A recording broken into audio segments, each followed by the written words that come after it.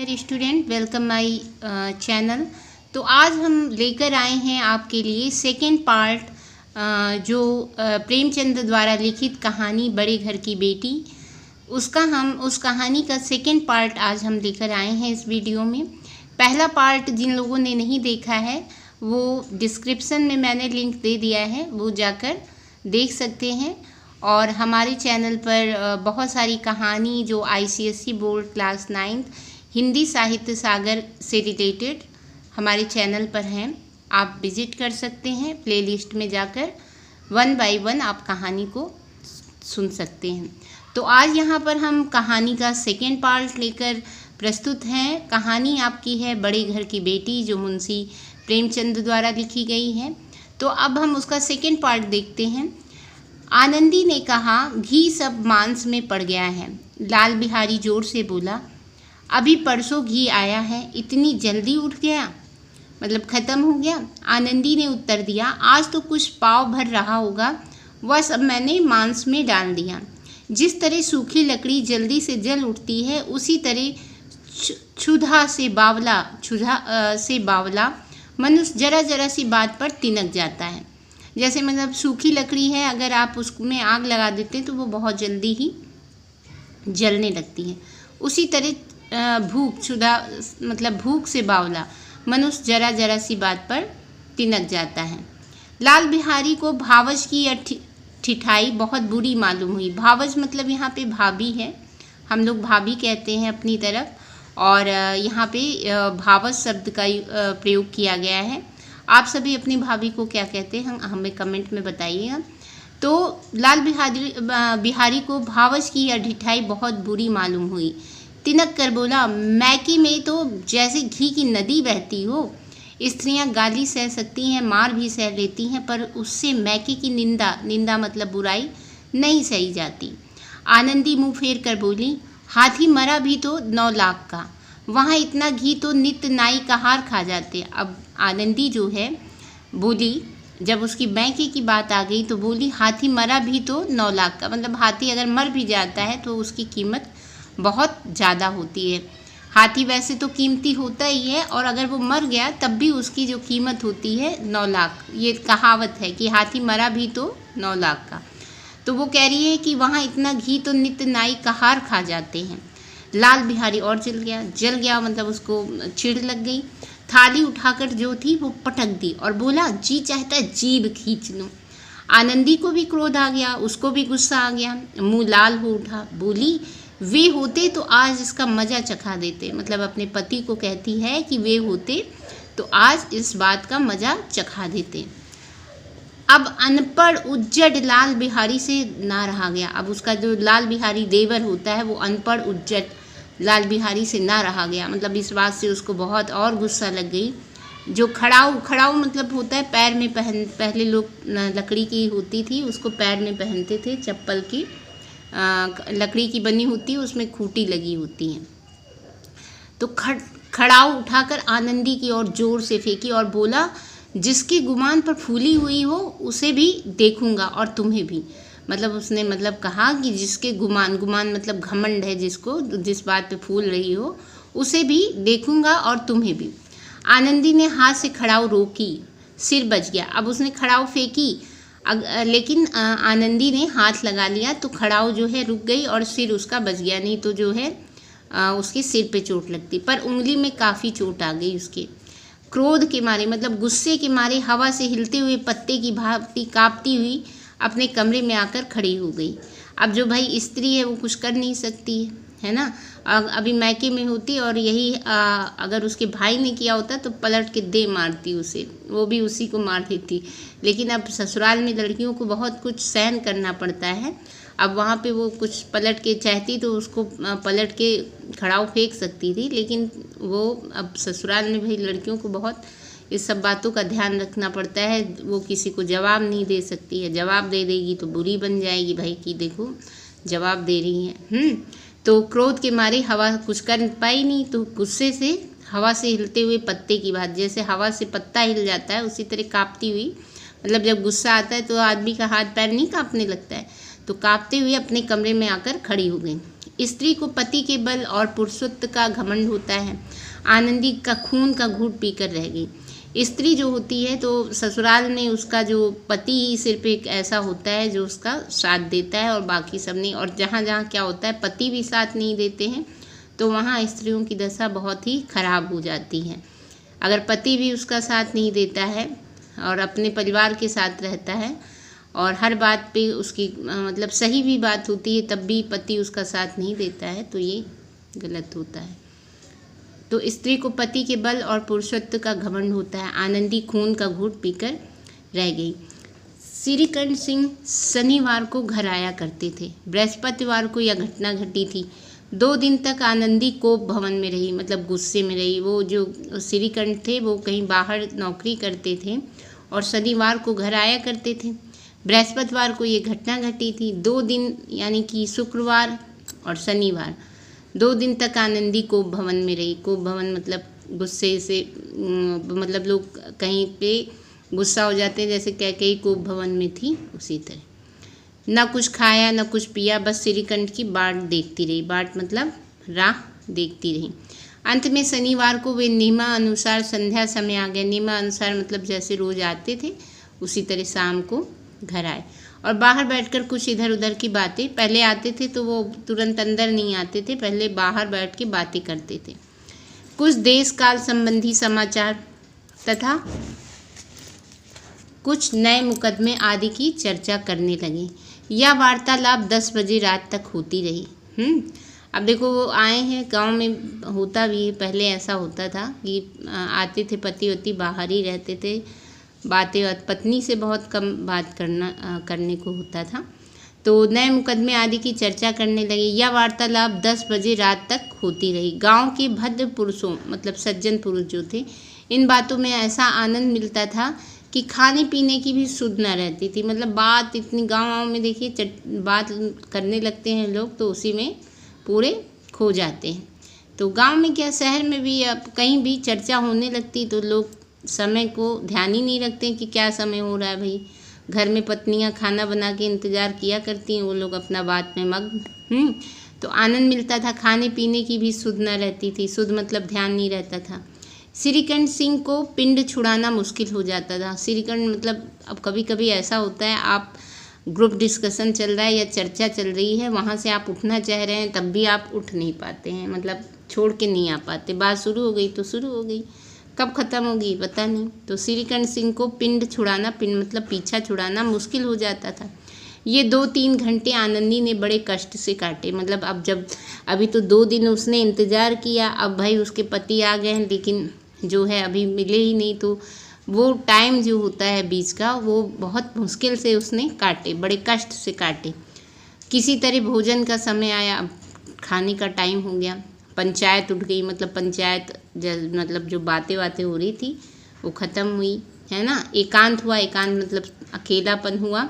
तो लाल बिहारी ने कहा, जो लाल बिहारी श्रीकंठ का भाई है, आनंदी का देवर है, उसने कहा भैया आप ज़रा भाभी को समझा दीजिएगा कि मुंह संभाल कर बातचीत किया करें, नहीं तो एक दिन अनर्थ हो जाएगा। अब देखो भाभी ने अभी कुछ नहीं कहा, मतलब देवर ने पहले ही अपनी बात रख दी, FIR कर दिया भैया को कि भैया आप ज़रा भाभी को समझा दीजिएगा कि मुंह संभाल कर बातचीत किया करें, नहीं तो एक दिन अनर्थ हो जाएगा। अब अपना खड़ाऊ भी मारा है सर पे और अपना ही कह रहा है कि मुंह संभाल कर बातचीत किया करें, है ना।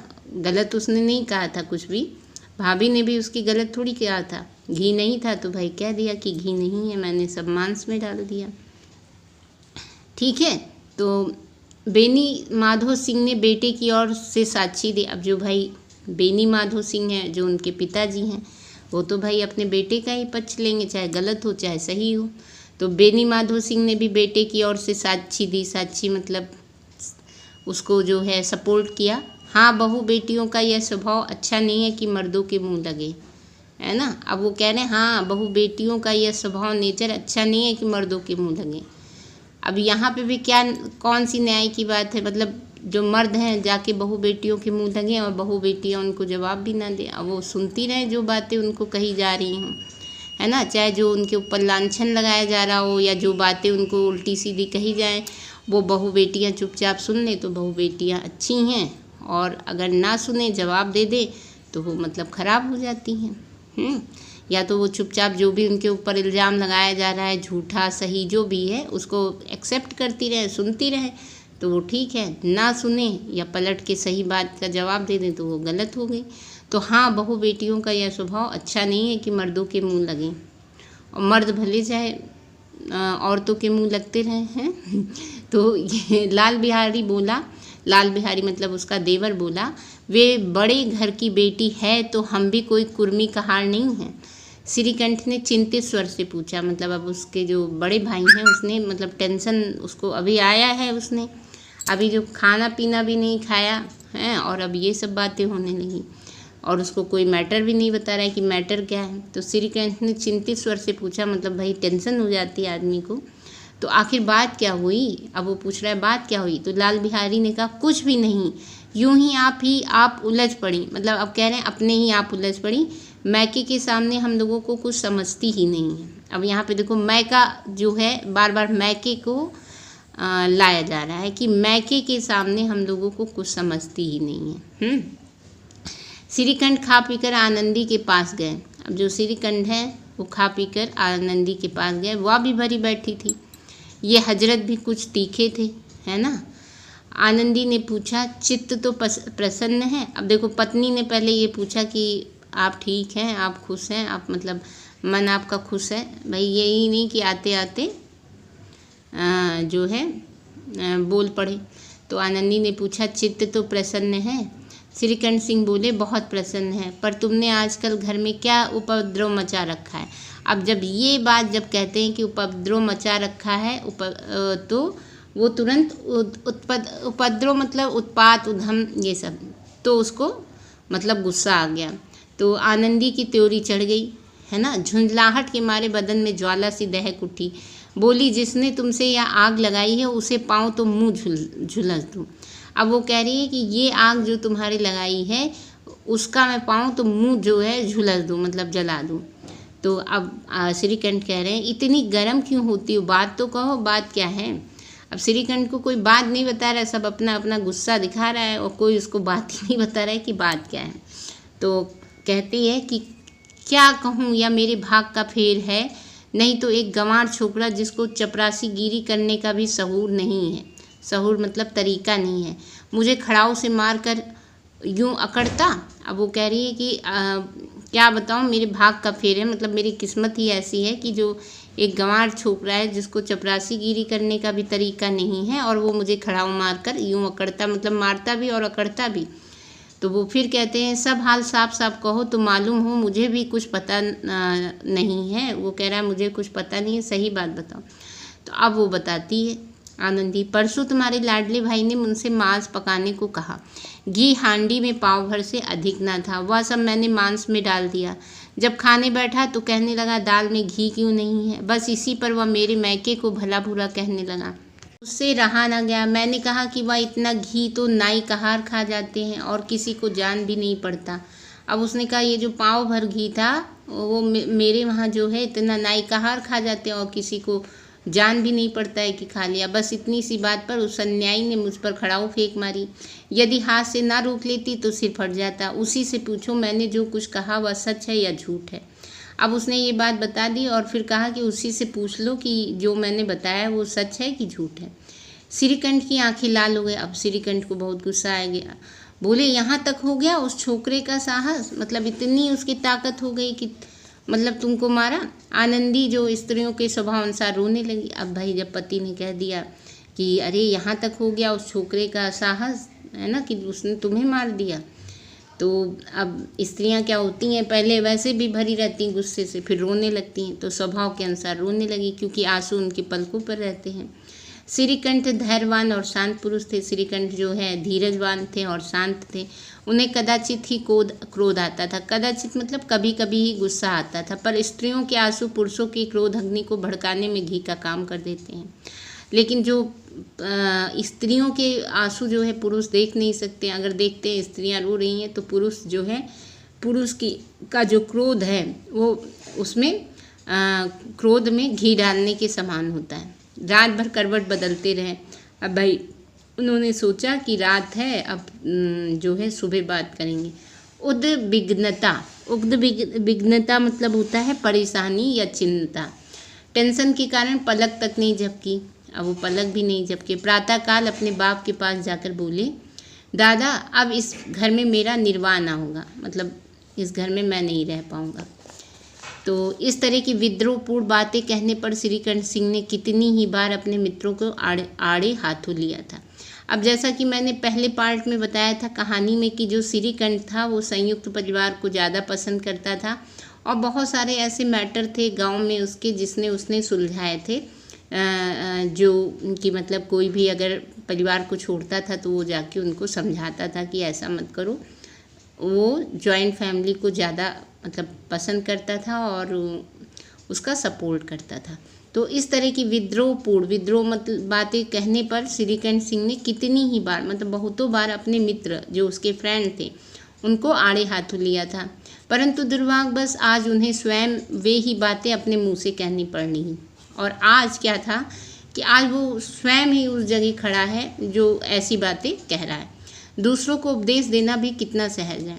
अब यहाँ पे कहा जा रहा है कि दूसरों को उपदेश देना कितना सरल होता है।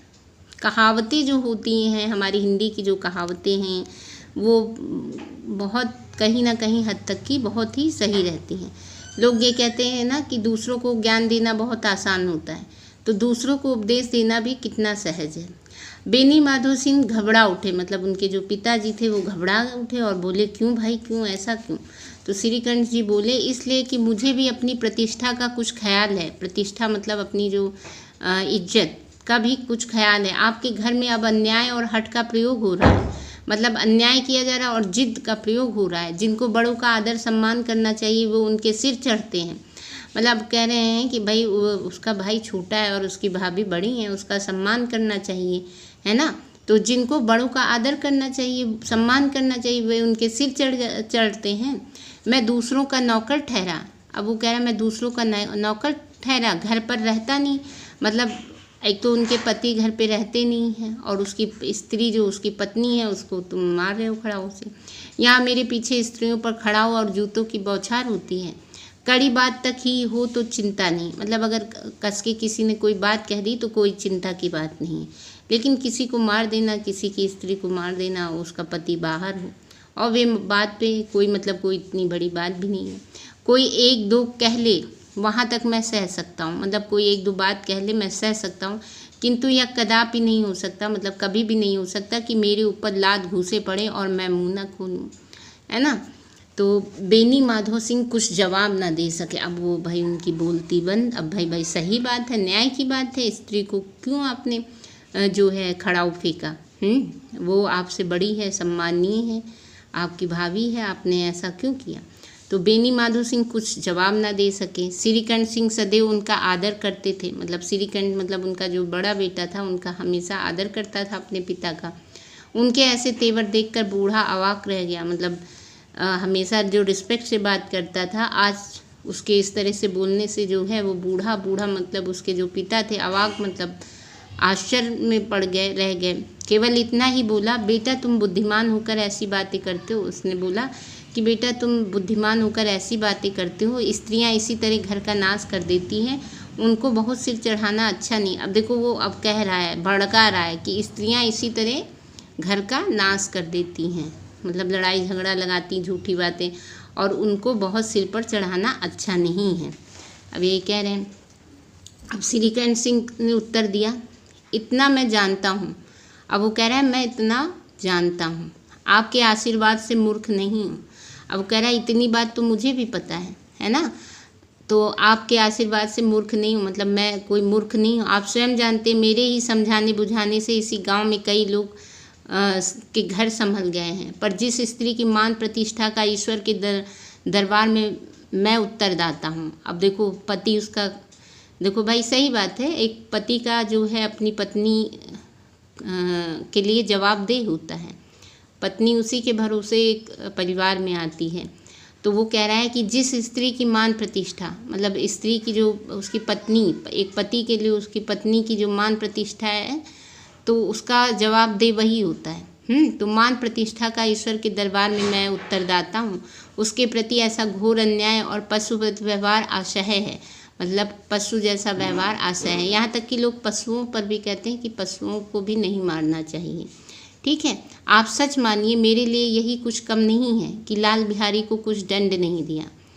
और वो कह रहे हैं कि आप सच मानिए कि मेरे लिए यही कुछ कम नहीं है, मतलब मैंने उसको कुछ दंड भी नहीं दिया, उसको कुछ कहा भी नहीं।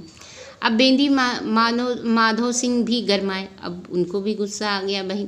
ऐसी बात और ना सुन सके, और मतलब ऐसी बात और नहीं सुन सके, बोले लाल बिहारी तुम्हारा भाई है, उससे कभी भूल चूक हो उसके कान पकड़ो। लेकिन कह के चुप हो गया। अब कह रहे लाल बिहारी तुम्हारा भाई है, उससे कभी भूल चूक हो उसके कान पकड़ो। लेकिन लाल बिहारी को, अब वो कह रहे लाल बिहारी को मैं अपना भाई नहीं समझता। लाल बिहारी को मैं अपना भाई नहीं समझता।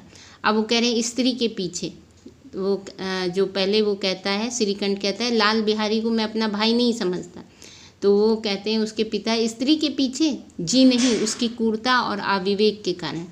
दोनों कुछ देर चुप रहे। ठाकुर साहब लड़के का क्रोध शांत करना चाहते थे, लेकिन यह नहीं स्वीकार करना चाहते थे कि लाल बिहारी ने कोई अनुचित काम किया है। अब ठाकुर साहब लड़के का जो गुस्सा था वो शांत करना चाहते थे, लेकिन ये नहीं एक्सेप्ट कर रहे थे कि लाल बिहारी ने कोई गलत काम किया है। इसी बीच में गांव के और कई सज्जन हुक्के चिलम के बहाने वहां आ बैठे। अब भाई कोई लड़ाई झगड़ा होता है तो आसपास के लोग किसी न किसी बहाने से चले आते हैं देखने, अरे क्या बात है, क्या है, कुछ कहीं कुछ मांगने आ जाएंगे तो कोई कुछ उसमें आ जाएंगे देखने। तो कई स्त्रियों ने जब यह सुना कि श्रीकंठ सिंह पत्नी के पीछे पिता से लड़ने पर तैयार हैं तो उन्हें बड़ा हर्ष हुआ। अब कुछ जो स्त्रियां वैसे भी श्रीकंठ से चिढ़ती थी, क्योंकि वो जब लड़ाई झगड़ा होता था श्रीकंठ उनके बीच में पहुंच जाते थे, सुलह मसौला करा देते थे। तो अब उनको बड़ा मज़ा आ रहा है कि देखो अब अपने पे पड़ी, जब अपनी पत्नी की बात आई तो वो पिता से लड़ने को तैयार हैं, तो उन्हें बड़ी खुशी हुई। दोनों पक्षों की मधुर वाणियाँ सुनने के लिए उनकी आत्माएं अकलाने लगीं। अब जो स्त्रियां थीं उनको ये बार बार मन हो रहा था कि लाओ सुने दोनों के बीच में क्या बातें हो रही हैं। तो गांव में कुछ ऐसे कुटिल मनुष्य भी थे, कुटिल मतलब दुष्ट लोग भी थे, जो स्कूल की नीतिपूर्ण गति पर मन ही मन जलते थे। अब कुछ लोग ऐसे लोग भी थे जो इनके जो घर में अच्छे से सब लोग रहते थे तो उस पर भी जलते थे। तो इन महानुभावों की शुभकामनाएं आज पूरी होती दिखाई दी। अब इन लोगों को लगा आज चलो हमारे मन की कामना पूरी हुई, आज इनके वहाँ भी लड़ाई हो रही, मज़ा आ रहा है ना। रोज़ देखते थे कि कैसे ये लोग मतलब रहते हैं कि लड़ते नहीं हैं। तो आज उन लोगों के दिल में कहा आज जाके ठंडक पहुँची, आज इनके वहाँ भी लड़ाई हो रही है, मज़ा आ रहा है। तो इन महानुभाव मतलब इन महान आत्माओं की शुभकामनाएं जो थी आज पूरी होती दिखाई दी। कोई हुक्का पीने, कोई लगान की रसीद दिखाने के बहाने आकर बैठ गए, मतलब लड़ाई सुनने के लिए कोई ना कोई बहाना ढूंढ के वहाँ सब बेनी माधो सिंह के घर आ गए। बेनी माधो सिंह पुराने आदमी थे, इन भावों को ताड़ गए। अब बेनी माधो सिंह भी समझ गए कि ये सब लोग का क्यों इकट्ठा हो रहे हैं, काहे आ रहे हैं, समझ गए। तो उन्होंने निश्चय किया चाहे कुछ भी क्यों ना हो, इस द्वेषियों को ताली बजाने का अवसर नहीं दूंगा। अब वो कहते चाहे जो भी हो जाए, लेकिन आज जो है ये लोग ये ना हो कि हमारे घर का नाटक देख के ताली बजाने का इनको मौका दूं। तुरंत कोमल शब्दों में बोले, तुरंत मतलब पलट गए, बोले बेटा मैं तुमसे बाहर नहीं हूँ, तुम्हारा जी जो चाहे करो, अब तो लड़के से अपराध हो गया। अब मतलब बात पलट लिए कि बेटा तुमसे मैं बाहर नहीं हूँ, मतलब तुमसे मैं मतलब तुम भी मेरे बेटे हो और तुम्हारा जी जो चाहे करो, अब तो लड़के से अपराध हो गया, मतलब लड़के से गलती हो गई। इलाहाबाद का अनुभव रहित झल्लाया हुआ ग्रेजुएट इस बात को समझ ना सका, मतलब वो समझ नहीं पाया कि क्या भाई पापा के मन में क्या खिचड़ी पकड़ी है। उसे डिबेटिंग क्लब में अपनी बात पर अड़ने की आदत थी। उसको मतलब अपनी बात पर अड़ जाता था। इन हथकंडों की उसे क्या खबर। बाप ने जिस मतलब से बात पलटी थी वह उसकी समझ में ना आई। बोला मैं लाल बिहारी के साथ अब इस घर में नहीं रह सकता।